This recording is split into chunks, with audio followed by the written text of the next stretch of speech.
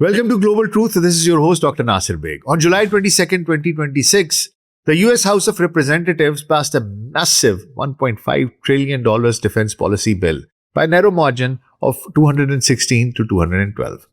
While annual defense bills are routine, this specific year, House Resolution 8800, the National Defense Authorization Act NDAA for fiscal year 2027, contains a provision that critics and supporters alike view as unprecedented. At the center of the controversy is Section 219, titled in companion Senate drafts as Section 1217, which establishes the United States-Israel Defense Technology Cooperation Initiative. The initiative directs the Pentagon to designate a dedicated executive agent to oversee deep bilateral integration between the US and Israeli defense sectors.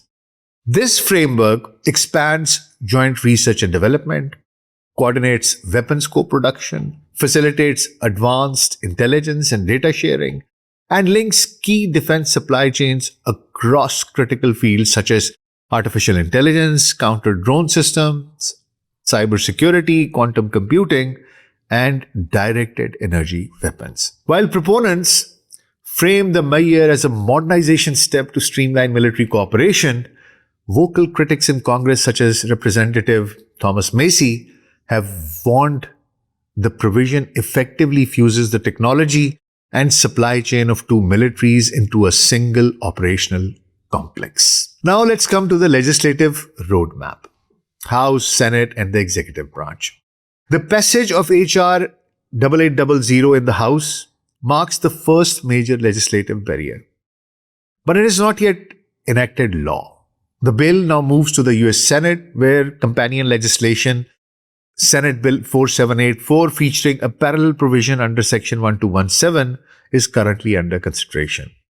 Given the historic bipartisan support for strategic initiatives with Israel in the Senate, the inclusion of defense technology integration remains highly likely, despite opposition from progressive and libertarian lawmakers who have pushed to strip the language of the bill. Once both chambers reconcile their respective versions into a single unified text, the bill will head to the desk of President Donald J. Trump for signature. Upon the signature, H.R. 8800 will become federal law, codifying deep structural ties between the US Department of Defense and the Israeli defense establishment. Now, let's look at the historical context of why we have come to this point. To understand how the US-Israel relationship reached this point, it is necessary to look back at the geopolitics of the late 20th century. The foundational shift in US policy toward Israel accelerated during the 1973 October War, the Yom Kippur War, under President Richard Nixon. Following the outbreak of conflict, Arab oil-producing nations, OPEC, instituted an oil embargo against the US and its allies, driving up global energy prices and reshaping international diplomacy. In response, Washington formalized its commitment to ensuring Israel's regional superiority through the concept of qualitative military edge QME, a statutory requirement that United States maintain Israel's technological superiority over neighboring regional militaries. Over subsequent decades, US military assistance transitioned from ad hoc emergency packages into binding long-term diplomatic agreements known as Memorandums of Understandings, MOUs. Beginning under the Clinton and George W. Bush administrations, the US committed multi-billion-dollar military aid packages spanning 10-year cycles. In September 2016, President Barack Obama signed a historic 10-year MOU covering fiscal years 2019 through 2028. This agreement guaranteed $38 billion, $3.8 billion annually, consisting of $33 billion in foreign military financing, FMF, and $5 billion specifically allocated for cooperative missile defense programs like the Iron Dome, David's Sling, and Arrow 3. The mechanism sustaining this long-term policy consensus is deeply tied to the structure of American campaign finance. Organizations like the American Israel Public Affairs Committee, AIPAC, alongside affiliated political action committees, PACs, such as United Democracy Project, play a central role in US electoral policy. In American political system, campaign spending strongly correlates with electoral outcomes. Historically, in over 90% of congressional races, the candidate with greater financial resources wins the election. Through direct donations, independent expenditure committees, and primary challenge funding, pro-Israel lobbying networks direct tens of millions of dollars into key congressional races each election cycle. Critics argue that this creates a self-reinforcing political cycle. US tax dollars allocated for foreign military aid bolster defense contractors and geopolitical partnerships, while major donor networks ensure that lawmakers who support these funding packages remain well-funded and protected in the electoral seats. While this dichotomy of US-Israel policy persists, another factor comes in. The debate over Section 219 comes at a moment of sharp contrast between US public opinion and congressional actions. Following the devastation and high civilian death toll during the conflict in Gaza, public opinion polling in the United States shows a significant shift, particularly among younger demographics and progressive voters who favor conditioning or reducing military support to Israel. Recognizing that future US administrations might face increasing public pressure to alter or restrict traditional military aid, strategic planners and lawmakers supportive of Israel sought to move beyond simple aid packages by codifying joint technology integration and supply chain codependence. And they have codified it into a federal law.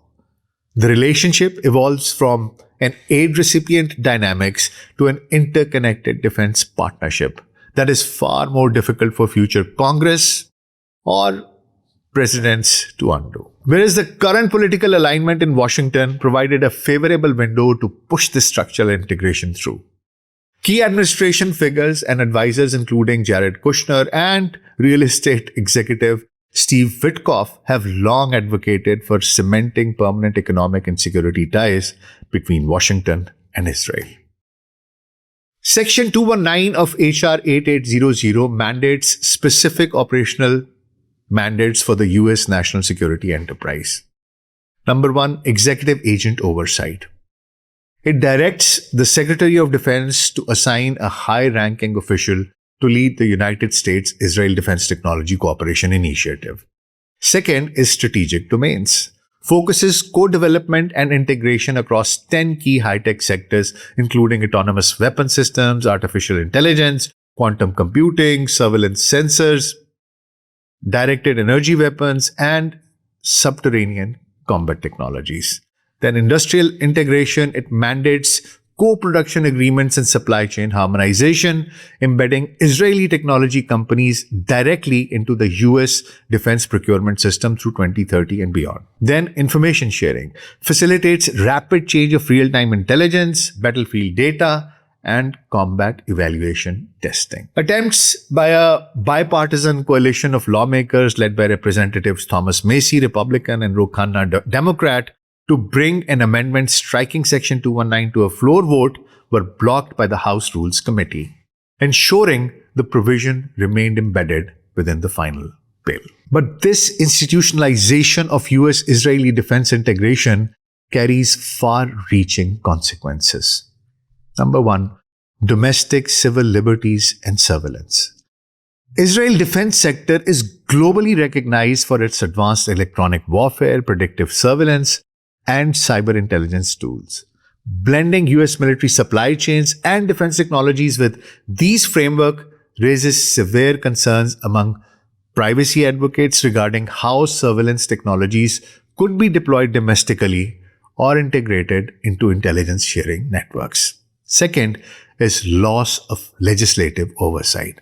By embedding foreign defense firms and joint programs deep within the domestic US military industrial supply chain, future US lawmakers will find it nearly impossible to leverage foreign policy tools such as withholding weapons shipments or enforcing human rights conditions without disrupting US military readiness itself. Third is geopolitical realignment. Internationally, this deep structural merger signals to allies and adversaries alike that the US military apparatus is permanently tied to Israeli national security objectives in the Middle East. Rather than acting as an external mediator or patron, the United States formally cements its military technology enterprise alongside Israel, reshaping regional power dynamics for decades to come. Now, to conclude, let's see what actually has happened. Trump came into power promising his constituency that he is going to make America great again. He's going to keep America first. He's going to stay away from wars.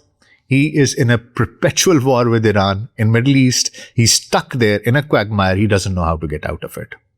He said he's going to make America great again. He said America first. With this bill, it is confirmed that it is Israel first. It's make United States of Israel great again. This is the reality. Let it sink in. Take good care of yourself.